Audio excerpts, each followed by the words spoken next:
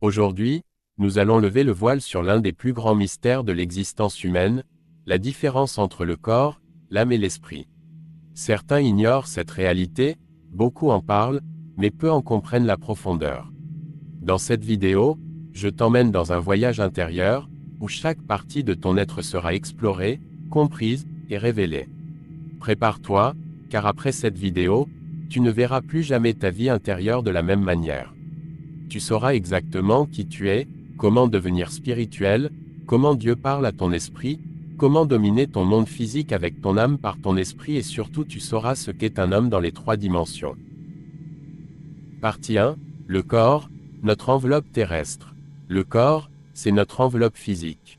C'est ce qui est visible, palpable, ce que nous utilisons pour interagir avec le monde matériel.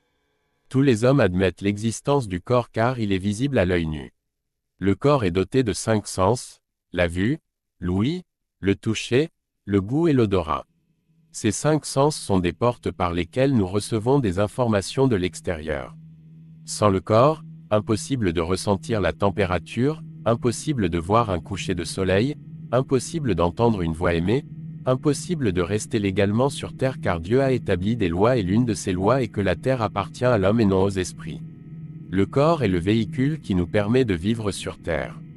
Jésus-Christ qui est la parole devenue un homme, ne pouvait pas vivre au milieu des hommes sans avoir un corps de chair. Le corps est précieux mais temporaire, destiné à retourner à la poussière d'où il vient. Bien que temporaire, il est important, car c'est par lui que nous accomplissons nos missions terrestres. Cependant, le corps en lui seul ne constitue pas l'être humain. Il existe une dimension intérieure qui différencie l'homme de l'animal et du végétal. Partie 2. L'âme, le pont entre le corps et l'esprit. L'âme est la partie invisible qui donne vie et personnalité au corps. Lorsque Dieu créa l'homme, il le créa à partir de la poussière de la terre qu'il avait formée.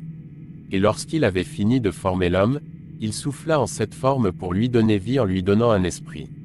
Lorsque l'esprit est entré en contact avec le corps, l'âme a été créée. L'âme est composée de 4 éléments principaux. La volonté qui est notre capacité à choisir, à décider. La réflexion qui est notre capacité à penser, à analyser. Les émotions qui sont nos ressentis, nos joies, nos tristesses, nos peurs.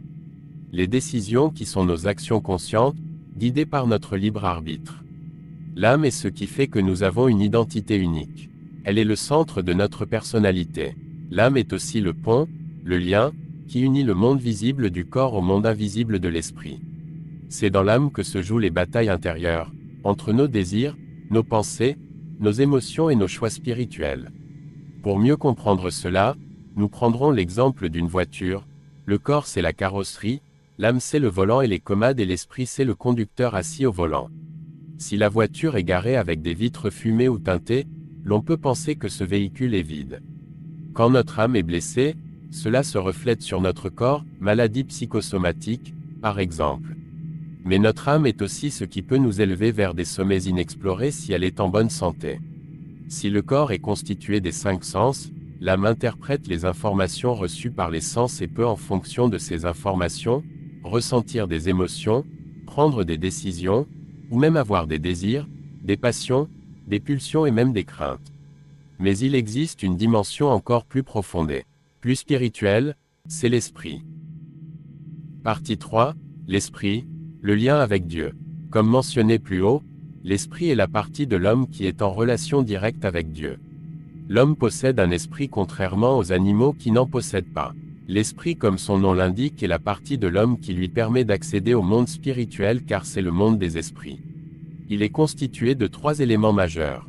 La conscience qui est notre capacité innée à discerner le bien du mal. L'intuition spirituelle, notre capacité à capter les choses invisibles, à recevoir des révélations, à accéder au monde spirituel. La communion qui est la partie de l'esprit de l'homme qui lui permet de communier avec Dieu son Créateur. Contrairement à l'âme, l'esprit n'analyse pas, ne raisonne pas, il sait. L'esprit est comme une antenne spirituelle capable de recevoir directement la volonté divine. C'est dans l'esprit que se trouve la vraie vie, celle qui est éternelle. Quand notre esprit est vivant, nous sommes en connexion avec le monde spirituel et avec Dieu lui-même. Lorsque nous sommes encore séparés de Dieu, les principales capacités de notre esprit sont limitées ou éteintes. Mais lorsque nous connectons avec Dieu, ces facultés de l'esprit s'activent et grandissent. Il faut préciser que l'accès au monde spirituel peut être fait par le contact avec des esprits des ténèbres. Alors les facultés spirituelles activées seront altérées par le mal. Nourrir notre esprit est donc essentiel pour vivre pleinement notre destinée. Ainsi, nous comprenons que l'homme est un être tripartite, corps, âme et esprit. Mais comment ces trois dimensions fonctionnent-elles ensemble? Partie 4. Comment le corps, l'âme et l'esprit interagissent. Avant de continuer, je voudrais préciser que depuis le péché d'Adam et Ève, l'homme était séparé de Dieu jusqu'à ce que Jésus réunisse l'homme avec son Créateur. Lorsque l'homme a péché et s'est séparé de Dieu, le péché est entré dans sa chair comme un virus informatique qui s'est introduit dans le véhicule qui est le corps. Ce virus veut toujours faire dévier le véhicule en prenant contrôle du volant qui est l'âme. Lorsque nous sommes séparés de Dieu, c'est comme si le conducteur qui est l'esprit est endormi, mais lorsque nous nous rapprochons de Dieu, c'est comme si le conducteur est en alerte et vigilant. Maintenant tu comprends donc. Le corps reçoit les informations du monde extérieur via les 5 sens. Ces informations sont transmises à l'âme qui les analyse, les ressent et prend des décisions. L'âme, si elle est connectée à l'esprit, consulte l'esprit pour avoir une direction supérieure. L'esprit, connecté à Dieu, éclaire l'âme, qui ensuite influence le corps. L'âme est le volant et les commandes du véhicule. Le virus qui est le péché installé dans le corps pousse le corps à contrôler le volant. Cependant le conducteur qui est au volant peut décider de laisser la voiture déraper ou de rouler dans la bonne direction. Un homme spirituel est un homme qui n'obéit plus à son corps mais plutôt à son esprit. C'est facile en Christ car il est écrit que ce n'est pas par nos capacités mais par les capacités du Saint-Esprit présent en nous. Lorsqu'une personne n'est pas connectée à son esprit, elle vit uniquement par le corps et l'âme, ce qui l'expose à être dominé par ses émotions, ses instincts et ses raisonnements humains. Lorsque l'esprit domine, la personne vit selon des principes plus élevés, des valeurs éternelles, et elle rayonne véritablement.